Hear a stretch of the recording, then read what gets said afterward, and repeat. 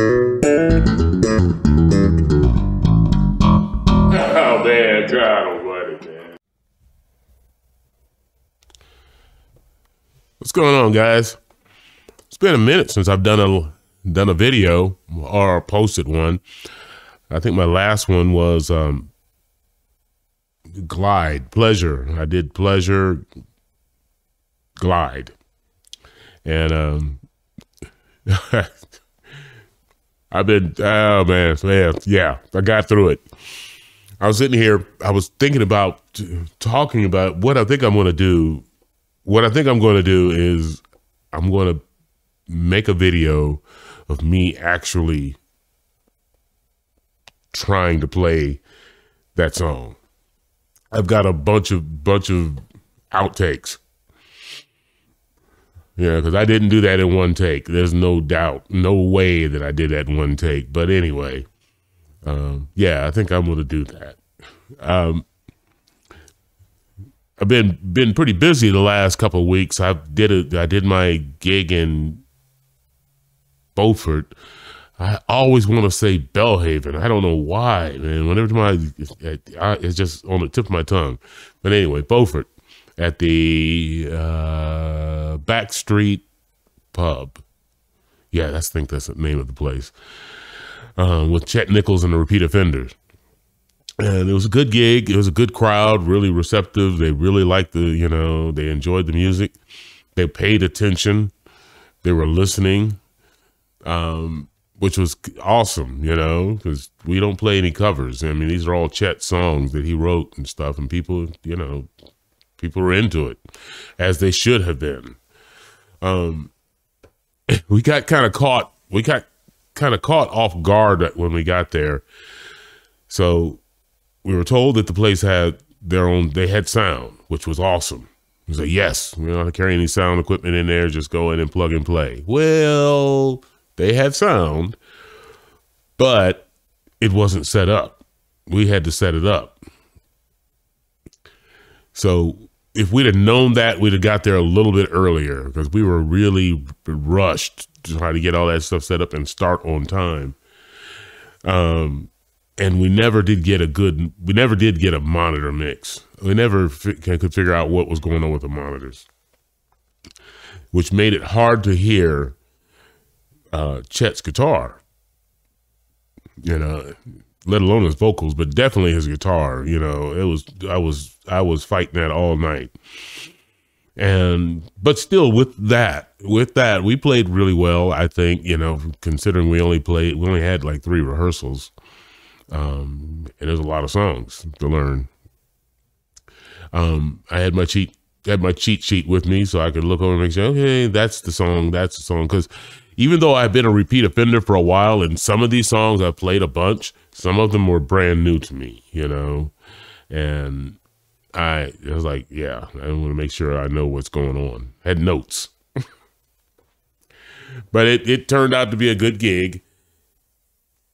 It was long. I haven't done one of those kind of gigs in a while. It's been a while since I've played till 1 o'clock in the morning. And it's 2 hours and 20 minutes down there, or it's over 2 hour drive down there. So it was 4 o'clock when I got home. It was 4 o'clock Saturday morning. I was beat. I didn't do anything Saturday at all. Sunday, I spent Sunday pretty much recuperating still too, but I was watching the Beatles documentary on Disney, which was really interesting. That was really, really interesting. Man, I'm gonna figure out what kind of strand. It's already hit the internet, man. It's like, what kind of strings does Paul McCartney have on that Hofner bass? Anybody that's seen that watched that, it's already in the bass forums for sure. What kind of strings are those? I think that they are. They're tape wounds for sure. For one thing, they're nylon tape wounds. I think that they're roto sound. I think they're roto sound tapes. but I'm gonna do some more research to figure out what kind of strings those are. But anyway, that's the geek part of me. You know, I was geeking out over the whole thing and stuff, right? I've said this before. I've told people this before, that I really was not a Beatles fan. I mean, I knew the songs, you know, that were popular when I was young, and I liked them, you know, but it was not, you know, I wasn't a true Beatles fan. You know, I wouldn't, you know, going crazy over them and all that. You know, something new come out, I listen, okay, that's pretty cool, you know, but that's it. And what really made me dive into them was the fact that when all of my idols, all the cats that I was listening to, bass players, you know, they'd be in interviews, I'd read their interview, you know, what they said in their interviews, you know, they would always, you know, like, who are your influences and all this. And, you know, Paul McCartney's name would always come up, you know, it would always come up. And I'm like, really? You know, I Want to Hold Your Hand guy, you know, this, that, and the other, you know, because those are the songs that you heard on the radio when I was younger. And, you know, so I said, let me check this guy out. Let me see what what all the fuss is about. And then, you know, I don't know if it wasn't come together. You would think it would be, but it wasn't come together. It was probably She's So Heavy. It was probably that song that I heard, really listened to. And I'm like, man, Paul is killing that. It's like, what? I was like, oh, what have I been missing? So then I started to go, let me go listen to some more stuff. And I'm like, oh, I get it. Okay, I get it. The guy is amazing. And here's the deal, you know, think about this, right? For you young cats out there who thinks that the electric bass has been around forever, when all that was going on, you know, that was, you know, we're talking 67, 68. The electric bass, the Fender bass, had only been on the planet for 10 years, you know, roughly. I mean, you know, the electric bass as an instrument had, you know, maybe 12 years. So the book hadn't been written. I mean, we're still writing the book now, but, you know, it definitely was on the first page then, you know, on how to do this thing, you know, and, you know, he was an innovator. He was definitely an innovator, you know? So yeah, I get it. I got it. But anyway, I watched the documentary was really good. It was very insightful, you know, and, you know, forget about all the craziness that was going on behind the scenes and all that stuff, right? You know, I was really in tune to how they wrote those songs, how they worked as a band, how they worked. I mean, it was like a job. They came to work, you know, they screwed around and what have you, but who doesn't screw around in the office and stuff, you know, but they came to work, you know, punched their clock, sat down, start writing a bunch of, you know, masterpieces. It's like, that's just in a short period of time. So yeah. So yeah, the doc, I watched that. It's long. If you have not watched it, or if you're thinking about watching it and you don't know, thing is long. I mean, it's 3 parts.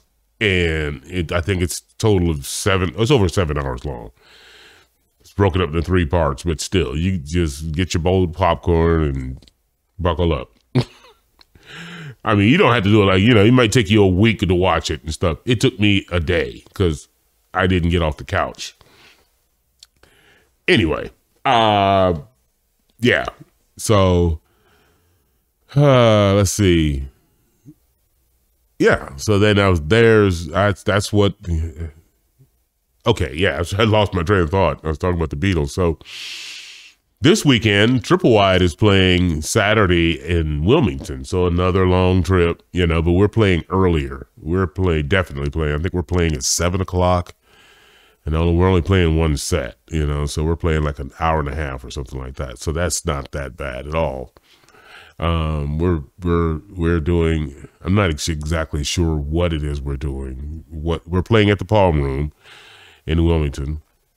Hopefully there'll be some guests show up and stuff, you know, that'll be pretty cool. You know, have some guest musicians sit in and what have you. Mitch is definitely coming.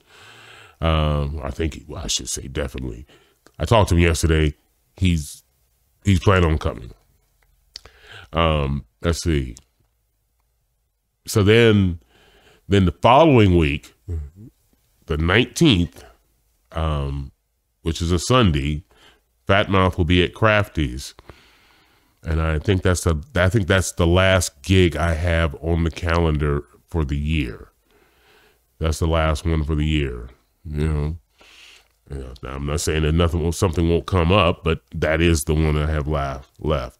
And we're going to be playing. You know, we're going to be playing our normal Fat Mouth set, but we're going to throw some Christmas stuff in there since you know that's going to be in another week.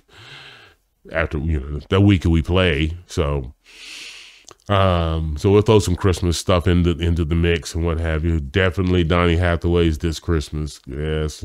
I was working on it earlier today, and I'm going to be constantly working on it this week to get it under my hands again, because I only play it once a year. So then, let's see. Yeah. So that's coming up. That's on the horizon. Got a couple things that are going to be happening. I'm going to make another video, like I said, about me playing Glide.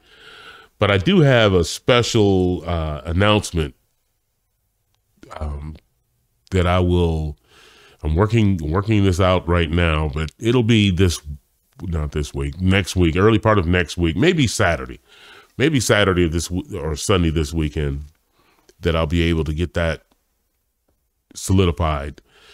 But might be pretty interesting. I'm going to have it done before Christmas because it could, you know, impact somebody's Christmas. All right. So then I also have a couple of other things that are in the works. Pretty exciting, you know, for me anyway. So I'll let you know. I'll let you in on it. I'll be announcing that probably next week. Well, not probably, definitely next week. So anyway, a couple things happening. I just want to make this video real quick and talk about a couple things, let you know what's up, because I hadn't been here in a week, but now I'm done. So I guess I will cut it off here, and you guys do me a favor, like and subscribe to my channel, man. You know, leave a comment, share the video. It helps out. It helps a lot, and I greatly appreciate it. And with that said, I want you guys to take care of yourselves. Be safe out there. Love one another. And I'll talk at you later. Peace. Back to practice. Oh, man, God.